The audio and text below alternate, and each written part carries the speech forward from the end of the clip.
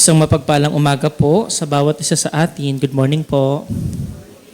Yan, purihin po ang Diyos. Muli po tayong nagkasama-sama po ngayon. Magkaroon po ng fellowship sa isa't isa. At ganoon din po ay mapakinggan po natin ang kanya pong mensahe para po sa bawat isa po sa atin. Sige po, bilang ating pong opening song, tayo pong lahat ay umawit po.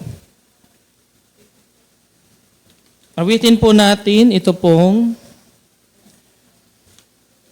page 5, Gumawa, Gumawa.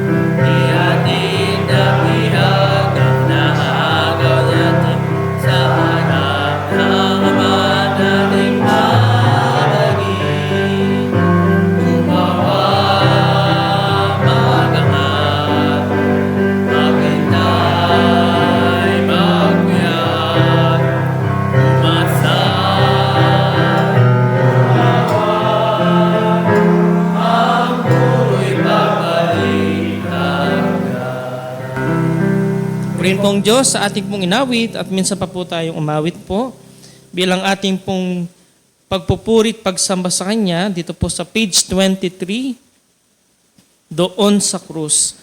Sa ikatong stanza po tayo pong lahat ay tumayo at tayo po'y mananalangin.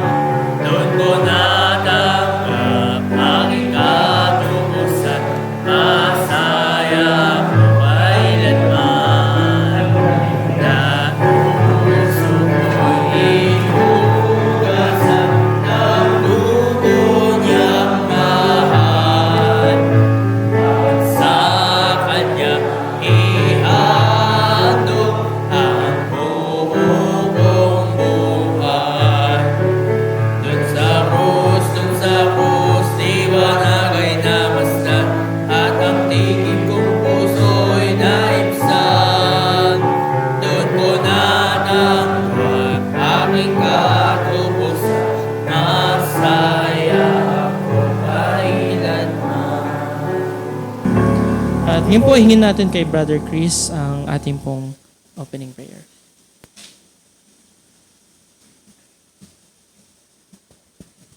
Sige po, tayo pong lahat ay manalangin. Ama naming Diyos na dakila, banal at makapangyarihan po sa lahat. Ama, pinupuri ka namin at pinapasalamatan po, lalo na po sa mabiyayang araw po na pinagkaloob niyo po muli sa amin, sa pag-iingat niyo po sa amin, papunta po dito po sa aming chapel, sa inyo pong iglesia. Salamat po, Ama, sa nagdaang oras po, lalo na po ang naging groupings po, mga reflection po. At kayo din po, salamat po sa ganitong pagkakataon po. Kami po ay muli ay makakapakinig po ng iyong mga salita. Salamat po at ang dalangin po namin na kami po ay inyong gabayan. Pagkalooban niyo po kami ng karunungan na nagmumula sa inyo upang maunawaan po namin ng mabuti ang iyong mga salita. Ganyan din po, dinudulog po namin sa iyong banal na harapan ang iyong itatayo na gagamitin na aming kapatid na maghahayag po ng iyong salita ay sa inyo po namin pinagkakatiwala. Dalangin po namin ang Banal na Espiritu po ang siyang tumulong sa Kanya, lalo na po sa paghayag po ng iyong mga salita, Ama. At gayon din po, pinagkakatiwala po namin sa inyo ang mga kapatiran po na wala pa po ay sa inyo po namin pinagkakatiwala. Gayon din po ang hindi po namin makakapiling, anuman pong kadahilanan ay sa inyo po namin pinagkakatiwala. At ito po ay aming itinataas at idinadalangin sa dakila at makapangyarihang pangalan lamang po ng iyong bugtong na anak si Jesus. Amen. Maraming salamat po, Brother Chris. At tayo po ay makakaupo na. At mga kapatid, gusto ko pong i-announce po sa bawat isa po sa atin. Unang-una po ay purihin at pasalamatan po natin ang ating Panginoong Diyos sa naging matagumpay po na baptism fellowship po natin kahapon. Sa tulong at biyaya po niya, nasaksihan po natin ang mga bagong mga mananampalataya na sumunod po sa Panginoon sa pamamagitan po ng bautismo. At ang bawat isa po sa atin, nagkaroon po tayo ng fellowship, sharing time, bonding. No? Salamat po sa Panginoon. At gusto ko din pong i-announce po, mga kapatid, ang mga lingguhang gawain po natin. Kung gusto ko pong umpisahan po every Sunday po, nag-i-start po tayo ng 8:30 a.m. para po sa ating children's class. Kaya yung pong may mga apo, anak, mga pamangkin, gusto nyo pong makilala po nila ang Panginoon sa murang edad, ay pwede po natin silang dalhin dito po sa ating kapilya para po makapakinig po ng mga salita po ng Diyos. 8:30 a.m. po yan. At after po noon, 9:30 a.m. po ang ating pong Sunday School. Alternate po siya. Every first and third po ay kabuuan, nag-aaral po tayo. And second and fourth ay meron po tayong reflection. Although by month of June po, magkakaroon po tayo ng groupings po sa ating pong Sunday School. Kaya inaniyan ko pong bawat isa na mas maganda po ay before 9:30 po ay nandito na tayo at nakikipag-aral po tayo sa mga salita po ng Diyos. And after po noon, 10:30 po ang ating pong preaching service hanggang 11:30 a.m. po. After po noon ay ang ating pong breaking of bread. Although later po ay siguro dahil may mga birthday celebrants po tayo at tayo po ay kanila po itong pinaghandaan. No? Meron po tayong lunch mamaya po. After po ng preaching ay magla-lunch na po muna tayo at after po noon ang ating pong breaking of bread. Every Monday po, 8 p.m. ng gabi, meron po tayong online prayer meeting. And every Wednesday, 8 p.m. din po ng gabi ang ating pong online Bible study. May mga kasabay po, no, gawain ng Panginoon. Sa Valenzuela, kasabay po natin sila sa mga oras po na ito. Ginaganap ang kanila din pong Sunday service. At mamaya pong hapon, 5:30, ang Sunday service naman po sa Nueva Ecija Christian Church. At may mga Bible study outreach po. Every Saturday, children's class and Bible study po sa Sulib.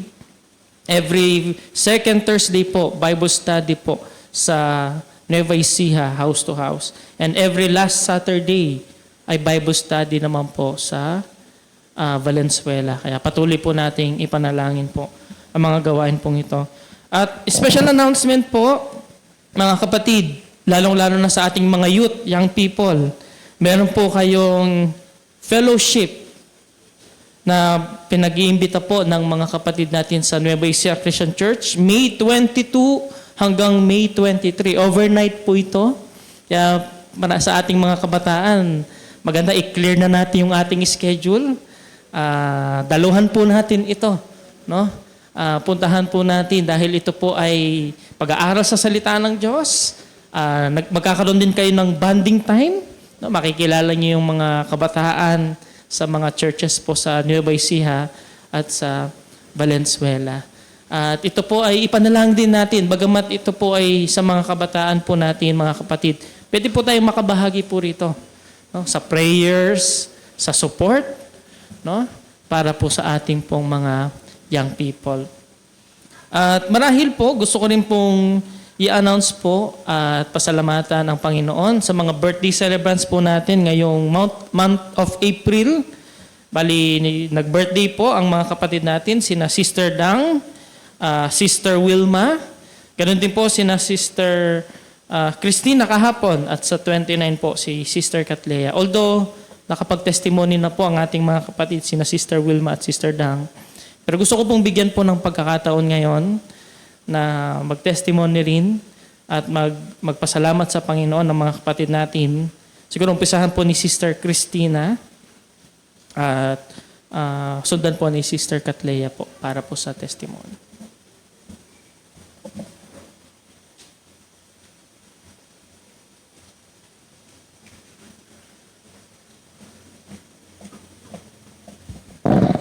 Magandang umaga po sa inyong lahat.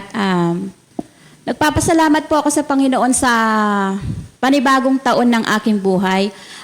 Matagal ko na pong dinadalangin na makasama ko ang aking pamilya sa pagpe-fellowship po dito.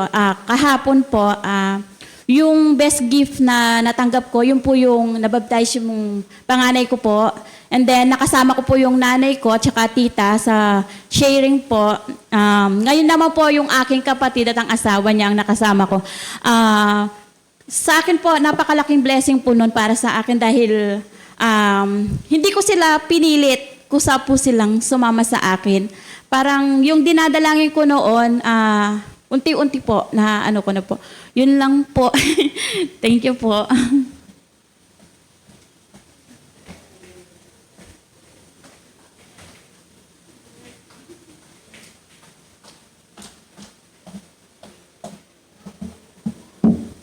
Good morning po sa ating lahat po. Salamat po sa Panginoon. Pinapupurihan ko po siya sa buhay na ipinagkaloob po niya sa akin.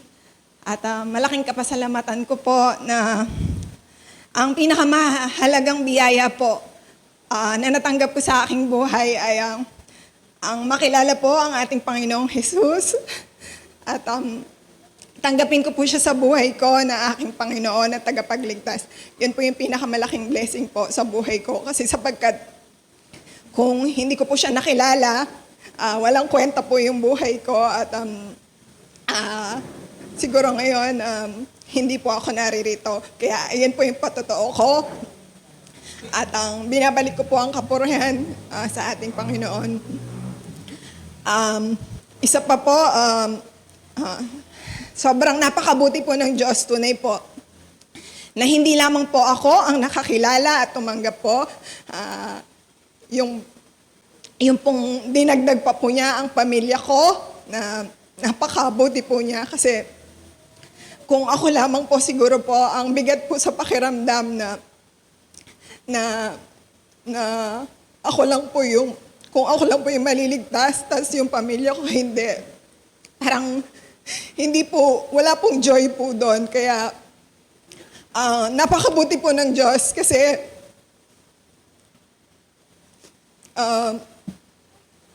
hindi po nangyari po yon. Kaya nagpapasalamat po ako lubusan. At sa pamilya ko, napakalaking encouragement po nila sa tuwing po ako'y nanghihina.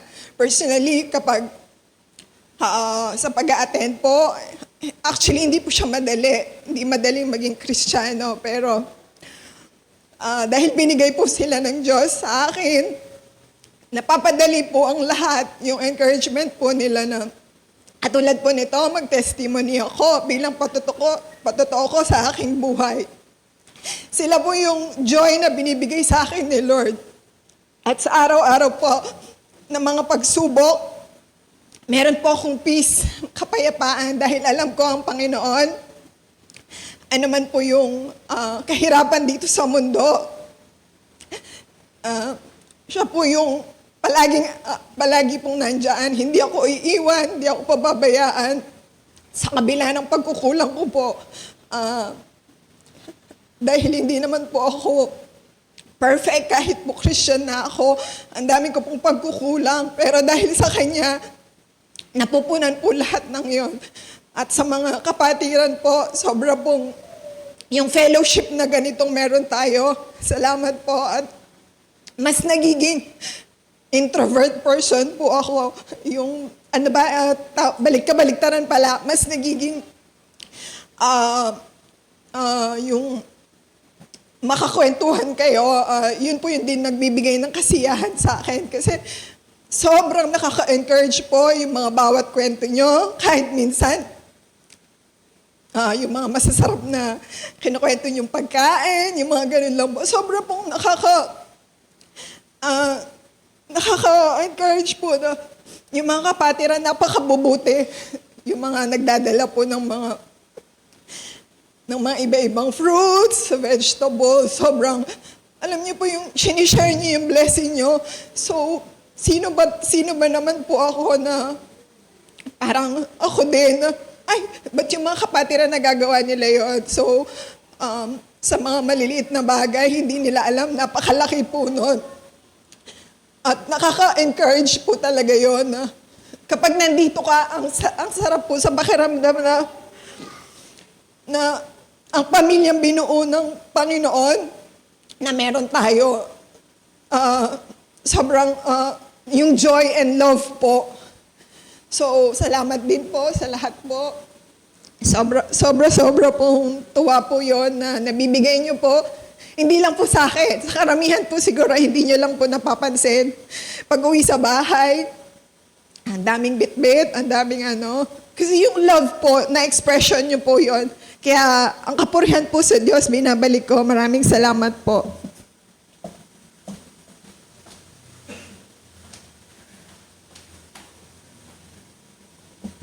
Yan, maraming salamat po, no? Birthday celebration po, no? Pero pinaiyak tayo ng kapatid, siguro yun po ay tears of joy. Pero bago ko po makalimutan po, gusto ko rin pong i-welcome po natin ang ating pong mga naging bisita sa umaga pong ito. Unahin na po ni Sister Reynalyn Alvarez. Ayan. Yari po siyang tumayo. Welcome po, kapatid. At si Junver Kitoriano po. Ayan. Welcome po sa ating gawain. At salamat po sa Panginoon. Nawa ito po ay pagkakataon na makilala niyo ang Panginoong Sus sa inyo pong personal na buhay bilang sariling tagapagligtas at Panginoon. At ngayon po mga kapatid ay ihanda na natin po ang ating mga puso't isipan sa pakikinig natin ng mga salita po ng Diyos. At namiss din natin yung ating pong tagapagsalita sa umaga pong ito. Actually, bata pa lamang po ako, kasama po siya na naglilingkod, napakasipag, humahayo, kasama ng kapatid natin sa iba't ibang mga outreaches, Bible study at mga churches.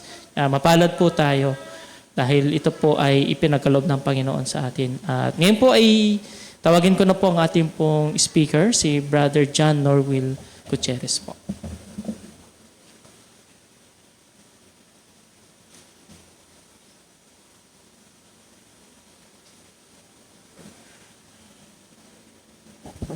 Good morning po sa ating pong lahat mga kapatid. Po, si Brother Anthony tumanda na po. Ako bata pa rin po. At sige po.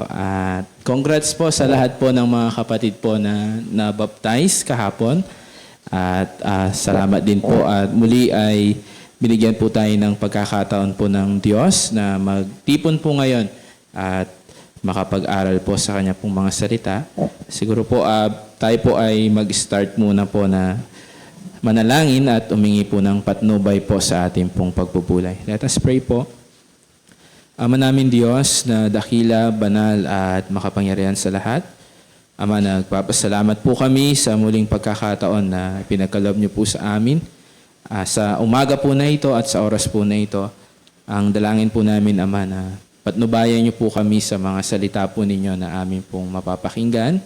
Pangunahin niyo po kami at nawa tunay po ng niyo pong mga salita ang siya rin pong manguna sa mga buhay po namin. At muli po sa inyo po namin pinagkakatiwala ang oras po na ito. At ito po'y amin pong hinihiling sa matamis na pangalan lamang po na ipong bugtong na anak na si Kristo Jesus. Amen. Nais ko pong i-share po sa atin. Sa umaga po na ito ay makikita po natin sa book ng mga Hukom, chapter 15. Babasahin ko po yung verse 18.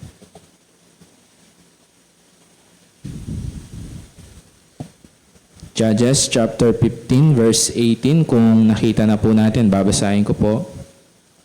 At siya'y nauhaw na mainam at tumawag sa Panginoon. At sinabi, iyong ibinigay itong dakilang kaligtasan sa kamay ng iyong lingkod. At ngayoy mamamatay ako dahil sa uhaw at mahuhulog sa kamay ng mga hindi tuli. Ngunit binuksan ng Diyos ang isang guwang na nasa lehi at nilabasan ng tubig yaon, at nang siya'y makainom, ang kanyang diwa ay nanumbalik at siya'y nabuhay, kaya't ang pangalan niyaon ay tinawag na En-Hakore na nasa lehi hanggang sa araw na ito. Verse 20, at siya'y naghukom sa Israel sa mga kaarawan ng mga Pilisteo ng 20 taon. Salamat po sa pagkabasa ng kanyang mga salita. Ang ating pong mapag-aaralan po ay isa pong Bible character. At marahil po kilala po natin lahat po ito. Ang hukom po na ito ay walang iba kundi po si Samson. Si Samson, marahil po kilala po natin siya bilang isang malakas na lalaki. At marahil kilala rin po natin siya na siya po ay mahina sa babae dahil kay Delilah, po, yung istorya po ni Samson and Delilah. At sa ating pong nabasa, isa po ito sa na-experience po sa life po ni Samson. Po. Bilang introduction po, si Samson po ay pinanganak po, kung babasahin po natin sa chapter 13, atras lang po tayo ng konti. Babasahin po natin yung verse 2 hanggang sa mga sumusunod po.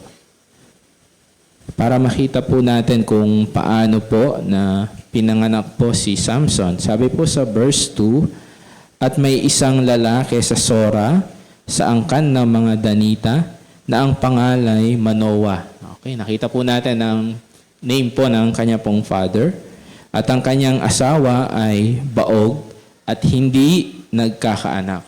At nakita rin po natin, bagamat po hindi po binigyan ng pangalan ang mother po ni Samson, pero ang sabi po dito, siya po ay Baog. Malinaw po, hindi nagkakaanak. So ito po ang sitwasyon po ng parent ni Samson. Alam niyo po yung pong pagiging baog ng isang kababainan nung time po na yon ay nagbibigay po sa kanila ng matindi pong kalungkutan. Marahil siguro sa panahon din po ngayon, yung pong mga parent po, yung mga mother po na hindi po sila magkaanak. Pero noon po, isa rin po kasi sa kinakalungkutan po nila dahil alam po nila na ang binhi, ibig pong sabihin ng tagapagligtas, ay manggagaling po sa angkan po ng Israel. At ang mga mother po noon ay nais po nila sana na sila po yung magdalang tao po dun sa binhing pinangakong tagapagligtas. At sa New Testament, nakita po natin na si Mary po yun. Po yung pong binhi, walang iba kundi ang ating Panginoong Hesus. Kaya po yung mga kababainan po noon, pag sila po ay hindi po nagkakaanak, ay malaking kalungkutan po sa kanila. Kaya nga po noon, si Sarah, alam din po natin yung istorya ni Abraham at ni Sarah. Tuloy po natin sa verse 3, at napakita ang anghel ng Panginoon sa babae at nagsabi sa kanya, "Narito ngayon ikaw ay baog at hindi ka nagkakaanak. Ngunit ikaw ay maglilihi at manganganak ng isang lalaki." Ito po yung napakagandang balita po sa kanila pong mag-asawa po, na sila po ay pagkakalooban po ng anak ng Diyos. Verse 4, "Ngayon nga'y mag-ingat ka, isinasamo ko sa iyo, at huwag kang uminom ng alak o ng inuming nakakalasing. At huwag kang kumain ng anumang maruming bagay, sapagkat narito ikaw ay naglihi at manganganak ng isang lalaki. At walang pang-ahit na daraan sa kanyang ulo, sapagkat ang bata ay magiging Nazareo sa Diyos. Mula sa tiyan at kanyang pasisimulang iligtas ang Israel sa kamay ng mga Pilisteo." Ito po yung istorya. Bagamat baog ang kanyang mother, pero ang Diyos ay binigyan po sila ng biyaya, miracle, na sila po ay magkaanak. At meron pong vow. Yung Nazareo, actually vow po yun. Na ito pong anak na pinaglihi at ipapanganak ay iseset apart para dun po sa misyon, dun po sa layunin. At ano po yun? Ililigtas ang Israel sa kamay ng mga Pilisteo. Actually, kaya yung pong title po ng book ay Mga Hukom. After po ni Moses, sino po ang nag-lead sa bayang Israel na ginamit po ng Diyos? Si Joshua. At after po ni Joshua, ang ginamit naman po ng Diyos na mag-lead sa bayang Israel ay ang mga hukom. At sa panahon po na ito, ang hukom na ginamit po ng Diyos ay si Samson. Sabi po sa verse 6, "Nang magkagayoy, ang babae yumaon at isinaysay sa kanyang asawa na sinasabi, 'Isang lalaki ng Diyos ay naparito sa akin at ang kanyang anyo ay gaya ng anyo ng anghel ng Diyos na kakilakilabot. At hindi ko natanong siya kung siya ay taga saan, ni kanyang sinaysay niya sa akin ang kanyang pangalan." At dito po, kung tutuloy po natin ang istorya po na ito, ay sinabi po ng kanyang asawa kay Manoah yung kanya pong narinig pong balita sa anghel. So, to tell the story short po, si Samson po ay ipinanganak. At katulad po ng alam po natin, pinanganak po siyang mighty man. Ibig sabihin, malakas. Strong.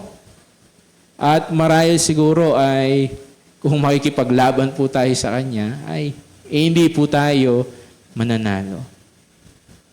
At yan po yung gusto ko pong establish po sa mga points po natin, sa maikli po nating pag-aaral. Gusto ko pong tingnan po natin kung ano po yung mga physical strength po na nakita po sa life ni Samson. Dito po sa Judges din po, chapter 14, verse 6.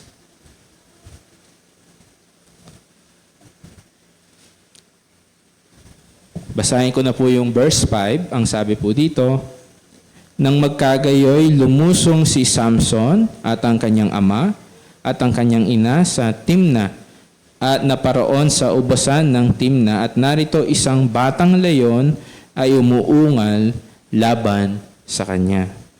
Verse 6, "At ang Espiritu ng Panginoon ay makapangyarihang sumakanya at nilamuray niya siya na parang naglamuray ng isang batang kambing.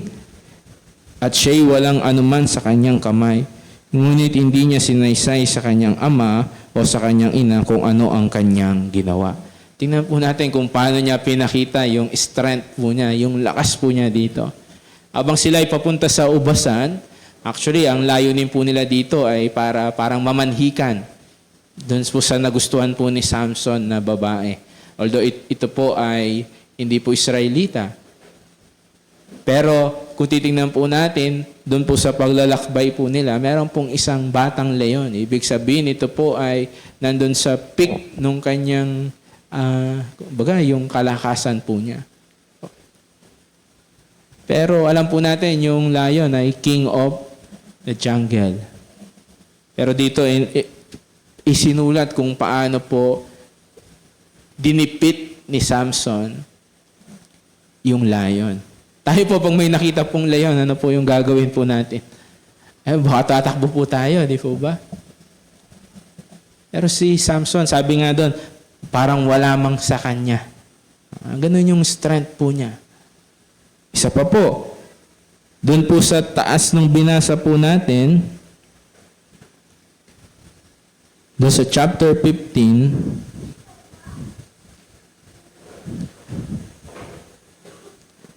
basahin po natin yung verse 14.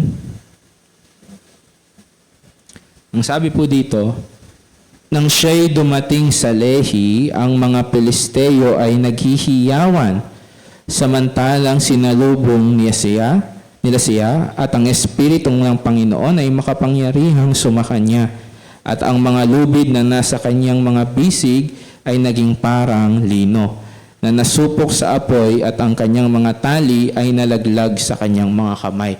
Kung titingnan po natin dito, parang nakatali si Samson, di po ba? Ang nangyari po kasi dito, sa istorya po niya, para may background po tayo, si Samson po ay ikakasal doon po sa Philistine na kababainan. No? Ang seremonya po ay matagal, almost a week yung kasalan. Kaya siya po ay nagbigay ng riddle. Huhulaan po ng mga Pilisteo. At yung riddle po na yun, actually dun sa pinatay po niyang leon at dun sa nakuha niyang honey dun sa tiyan ng leon. Dahil may nakuha siyang honey at kinain niya, binigay niya sa parent niya. At kung titingnan po natin dito, dahil hindi mahulaan ng mga Pilisteo, ang ginawa po nila ay kinulit po yung babaeng Philistine na mapapangasawa sana ni Samson. Hanggang sa sinabi at nahulaan po ngayon ng mga Pilisteo yung riddle ni Samson. Kaya ang ginawa ni Samson, dahil nangako siya ng mga regalo, kinuha po niya yun dun sa mga napatay niya rin pong mga Philistine. At yung asawa po niya, hindi po binigay sa kanya. Gumanti po siya sa mga Pilisteo. Marami po siyang pinatay na Pilisteo. At ang mga Pilisteo ngayon ay bumalik sa bayang Israel. Nilabanan nila ang bayang Israel. Ang ginawa ng bayang Israel, pinuntahan naman nila si Samson. At sinabi nila kay Samson, dahil sa iyo, kaya inaaway tayo ng mga Pilisteo. Sumama ka ngayon sa amin, tatalian ka namin, at ibibigay ka namin sa kanila. At ito na po yung binasa po nating verse, kaya nakatali po si Samson, dahil kumbaga sinurrender po ng bayang Israel si Samson sa mga Pilisteo. Pero hindi po hinayaan po ng Diyos na siya po ay makuha ng mga Pilisteo. Kaya doon sa binasa po natin, ang sabi po doon, at ang Espiritu ng Panginoon ay makapangyarihang sumakanya, at ang mga lubid na nasa kanyang mga bisig ay naging parang lino na nasupok sa apoy, at ang kanyang mga tali ay nalaglag sa kanyang mga kamay. Verse 15, at siya'y nakasumpong ng isang bagong panga ng asno, at iniunat ang kanyang kamay, at kinuha, ipinanakit sa 1,000 lalaki. Meron po siyang nakitang panga ng asno. At yun yung ginamit niyang armas, no? Sandata para labanan po niya yung ilan po? 1,000 lalaki. Verse 16, at sinabi ni Samson, sa pamamagitan ng panga ng isang asno, ay nagkabunton-bunton. Sa pamamagitan ng panga ng isang asno, ay nanakit ako ng 1,000 lalaki. Ito po yung strength.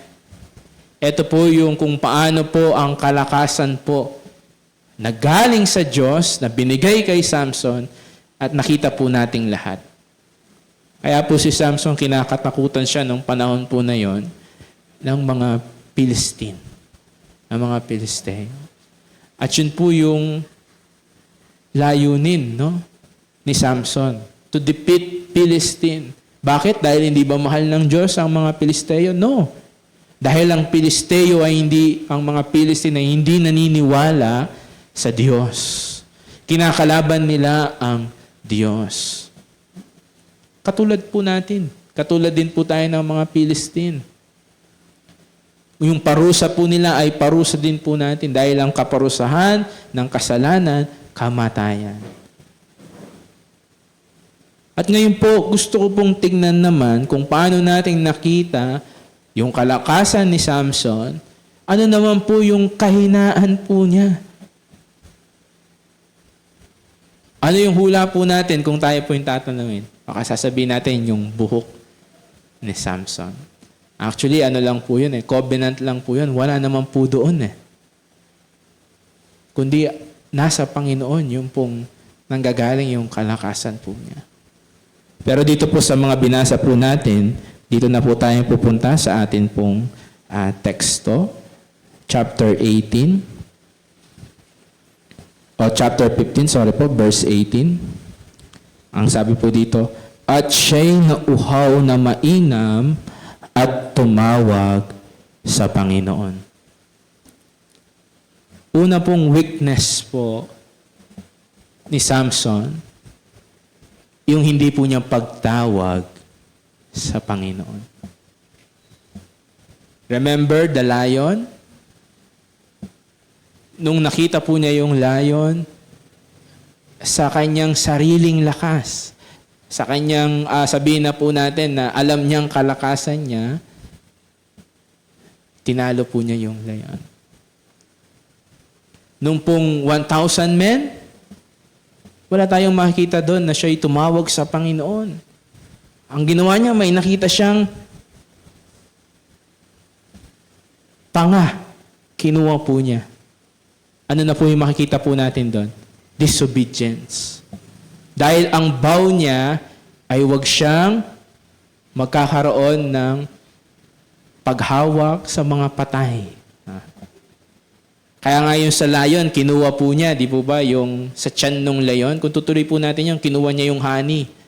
Hindi niya po sinabi sa mga parents po niya yun. Yung panga, galing po yun, kasi yung dead is marumi. Yun po yung sinasign po doon. Pero doon po ay dinisobey niya na po ang Diyos.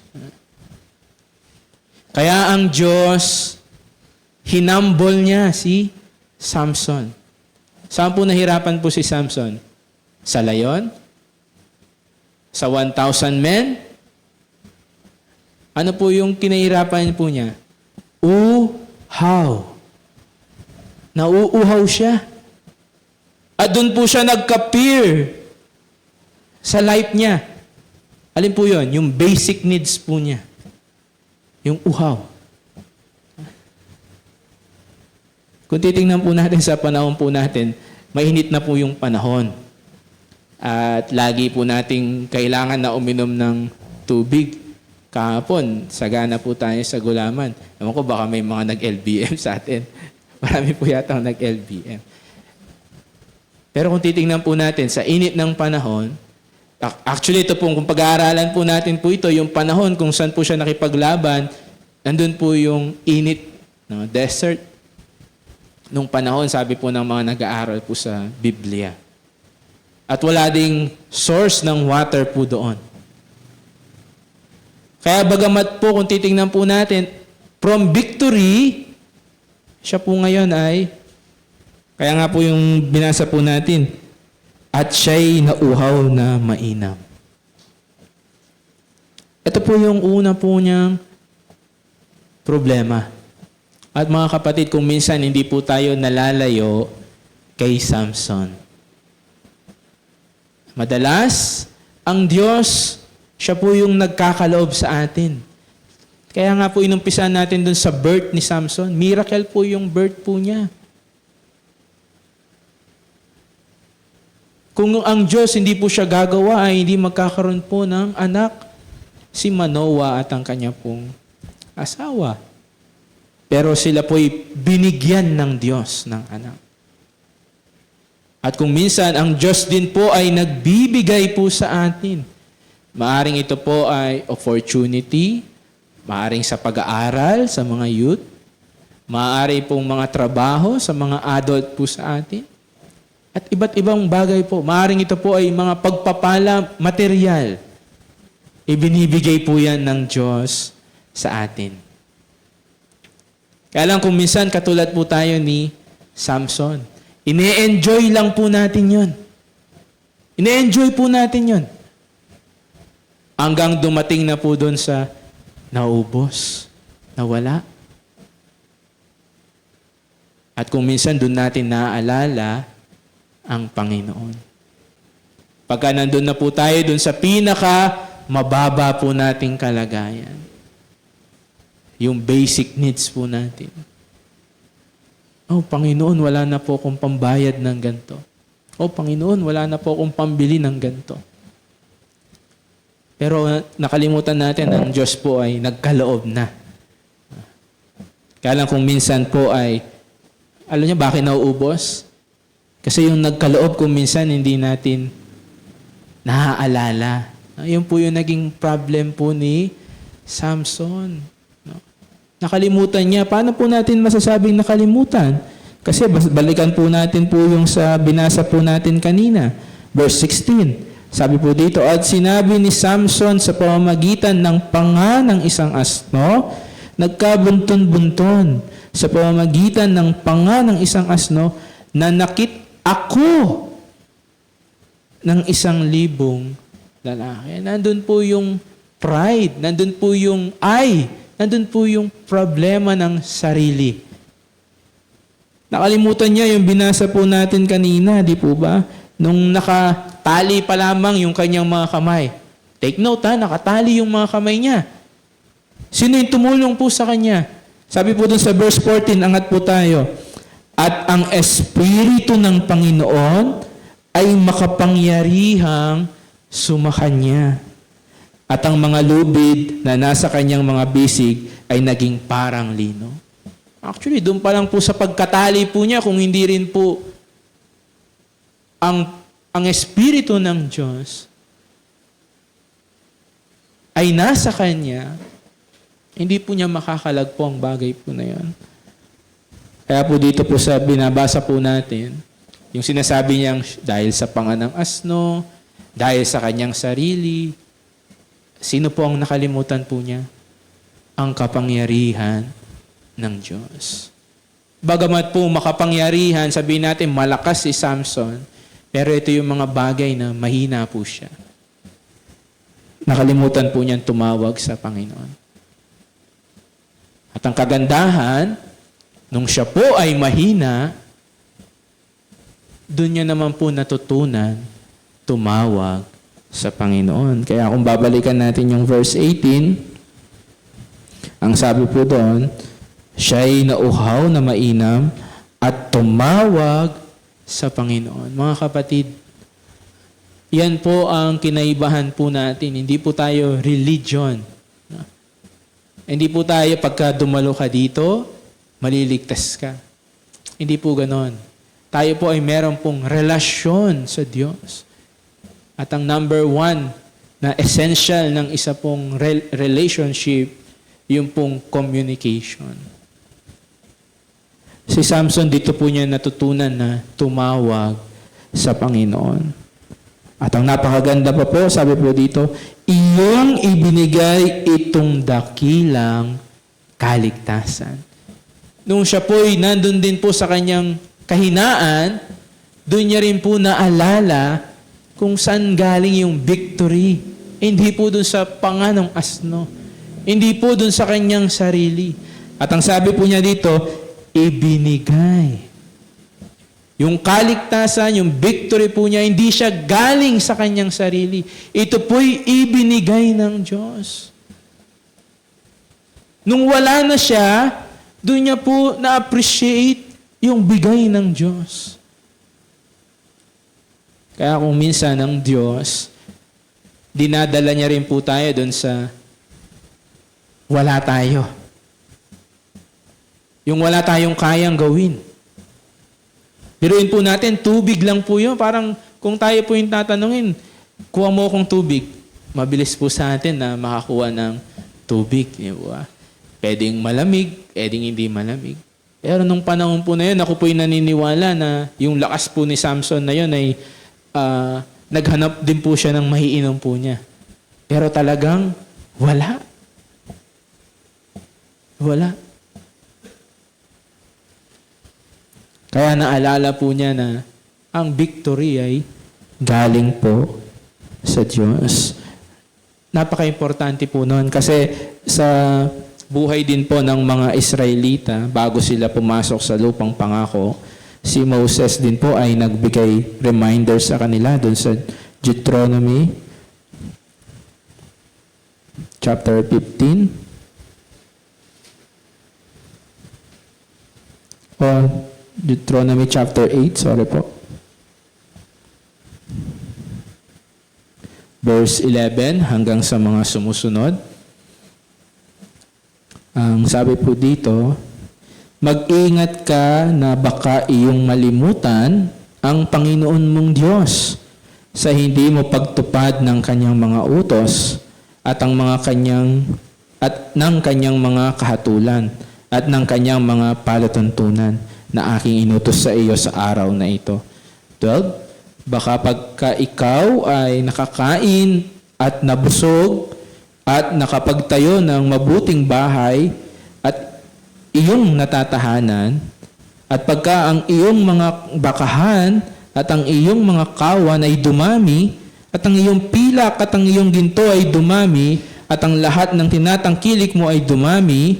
14, ay magmataas ang iyong puso at iyong malimutan ang Panginoon mong Diyos na naglabas sa iyo sa lupain ng Ehipto sa bahay ng pagkaalipin. Ito po yung reminder po ni Moses sa bayang Israel. O baka pagka ikaw ay marami ng pagkain, baka pagka ikaw ay marami ng pilak at ginto, baka pag maganda na yung tahanan mo, ang sabi po ni Moses, baka kalimutan mo ang Diyos. At magmataas ang iyong puso. Kaya kung minsan yung pong luxurious life, di po ba? Ayan po yung nagbibigay po sa atin ng reason minsan para kalimutan ng Panginoon. Kaya nakakalungkot, yung iba, yun yung dinidesire po nila. At hindi po ang Panginoon. Kaya nawa po ito rin po ay maging paalala po sa atin. Marahil sa panahon po na ito, ay maraming pagpapalang binibigay ang Diyos po sa atin. Nawa, wag po natin kalimutan ang nagbigay. Katulad po ni Samson, naalala po niya, binigay lang po yung victory po na yon.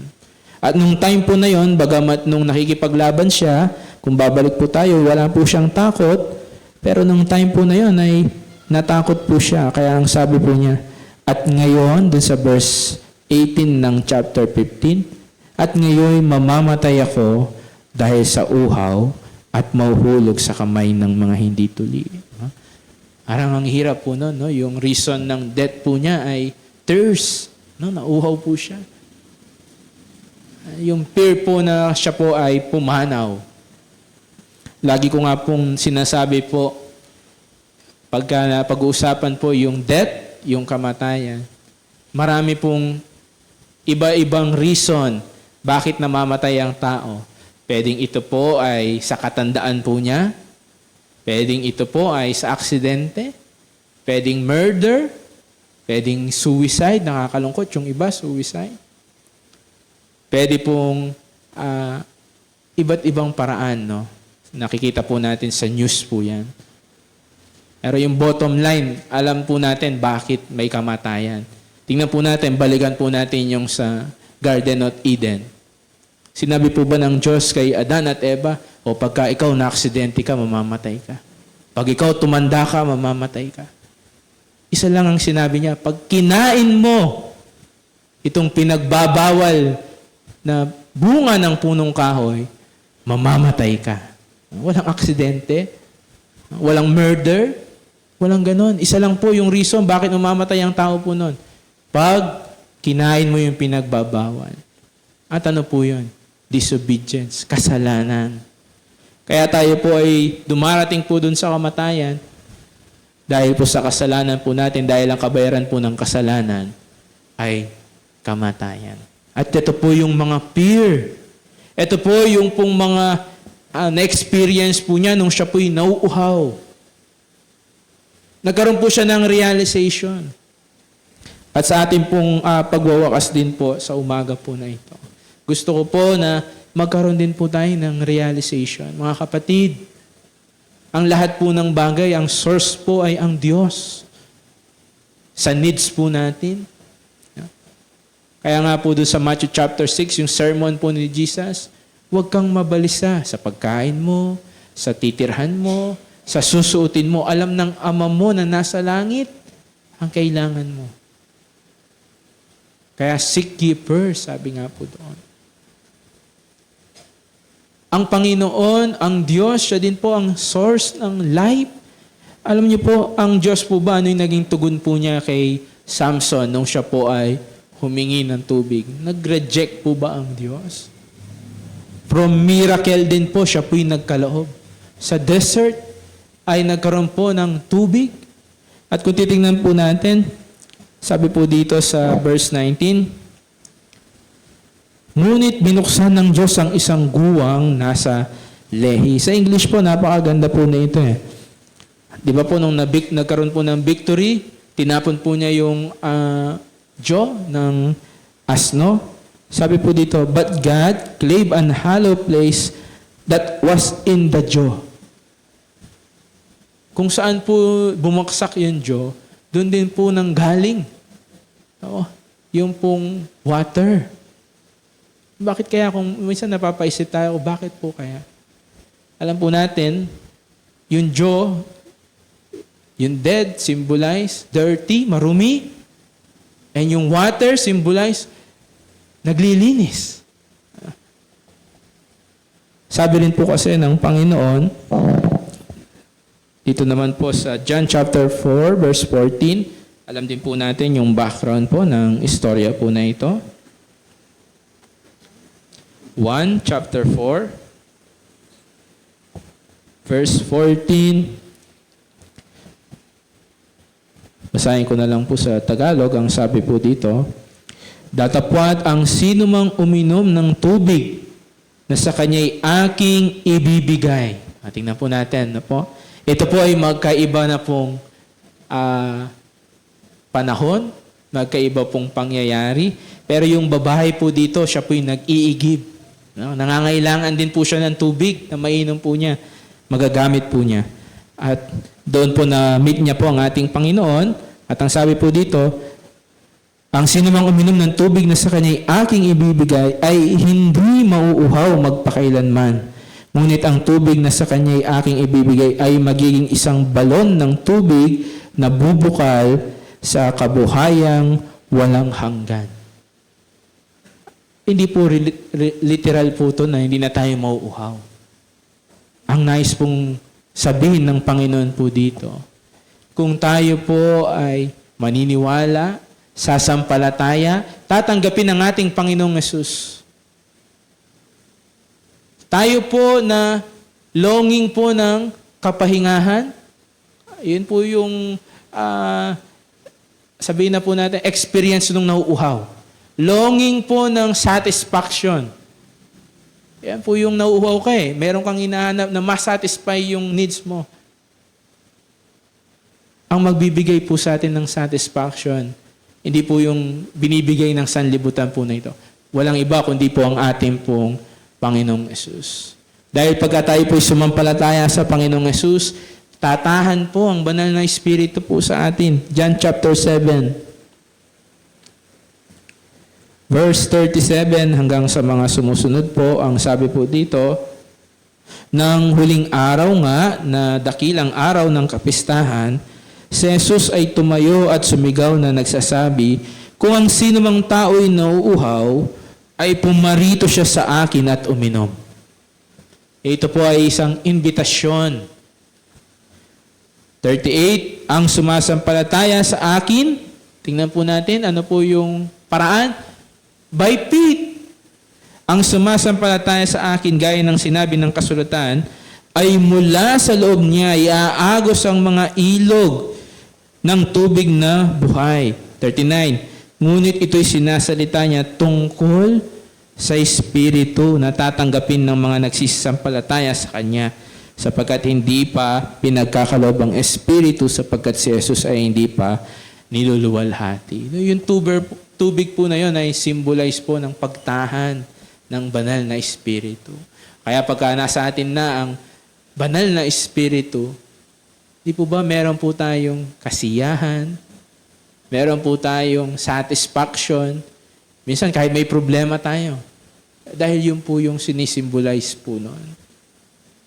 Yung joy. At kanino po tayo lalapit? Kay Jesus. Dahil siya po yung nagbibigay po noon. Kung paano pong natutunan ni Samson, yung victory po niya, siya po yung nagbigay. Yung salvation po niya, siya yung nagbigay. Yung needs po niya, siya po yung nagbigay. Yung satisfaction niya, siya po yung nagbigay. Kaya nakita po natin doon sa uli, yung kapangyarihan na ng Diyos. Hindi po yung kapangyarihan ni Samson. Dahil siya po ay mahina. At doon po nakita po natin, ang kapangyarihan ng Diyos, siya po yung nagbigay ng tubig na magliligtas po sa kanya. At ang napakaganda doon sa binabasa po natin, natuto po si Samson. Kasi po ang sabi doon sa verse 20, and he judged Israel in the days of the Philistines 20 years. At nawa sa atin po, sino po sa atin? Sabihin na po natin sa oras po na ito na longing po siya ng satisfaction ng buhay niya. Yung parang magliligtas ngayon sa buhay niya. Problema, kasawian, pinansyal. Kapatid, merong mas matinding problema po dyan na kayang solusyonan ng Diyos. Yung kasalanan natin. At iniimbita tayo ng Panginoon, lumapit ka sa akin, sabi niya. Kaya sa atin po, hindi po religion. Sa atin po, pinipreach lang po natin si Jesus. At nag-i-invite si Jesus na lumapit po sa Kanya. Sa atin naman pong binigyan na po ng Panginoon. Nasa Panginoon na po. Kung minsan po, nagagawa po natin nakalimutan ng Panginoon. Pero ang Panginoon, mabait po siya. Tinuturuan po niya tayo. At nagkakaloob po siya hanggang sa tayo po ay matuto. At katulad naman ni Samson, tayo po ay matuto. Tayo po ay, kumbaga, sabi nga po sa John 15, wala tayong magagawa kung tayo po ay hiwalay sa Panginoon. Pero sabi rin po ng Pilipos, I can do all things through Christ naman po. Lahat naman po ay magagawa po natin pagka tayo po ay nasa Panginoon. Kaya hanggang doon lang po mga kapatid, tayo po ay manalangin. Manamin Diyos na dakila, banal at makapangyarihan sa lahat. Muli po Ama, salamat po sa oras po na ito. Ang dalangin po namin nawa patuloy ng inyong pong mga salita, ang patuloy na manguna, magbigay po sa amin ng mga reminder kung paano po na mabuti at nagkakaloob po kayo sa amin. At ito rin po ay maging reflection po sa mga buhay po namin. Salamat din po sa lahat po ng mga kapatid. Dumalo, kayo po ang patuloy na manguna at magpala sa buong umaga po na ito. At ito po ay amin pong dinadalangin sa pangalan ni Jesus. Amen.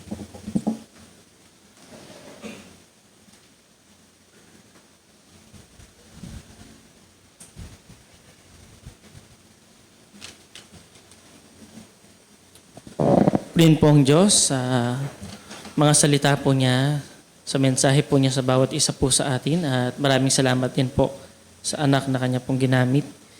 At habang ito po ay ating pong pinagbubulayan, tayo po ay umawit po. Page 7, magtiwala at sumunod. Sa fourth stanza po tayo pong lahat ay tumayo. At tingin po natin kay Brother Abel na pangunahan po tayo sa panalangin.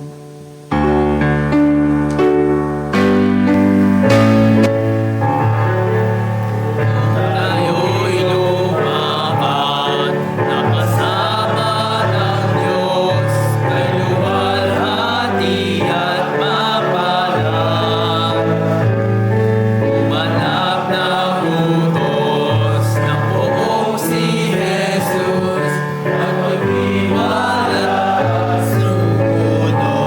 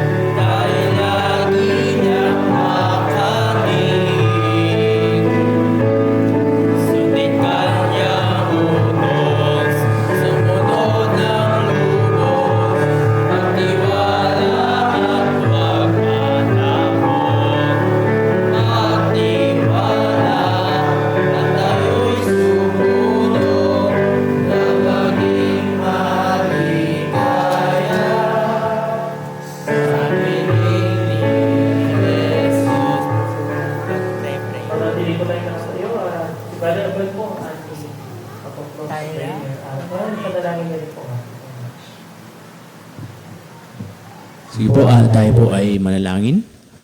Amang banal, dakila at makapangyarihan po sa lahat, muli kami po ay nagpupuri at nagpapasalamat sa mabiyayang umaga na ibinigay po sa bawat isa po sa amin.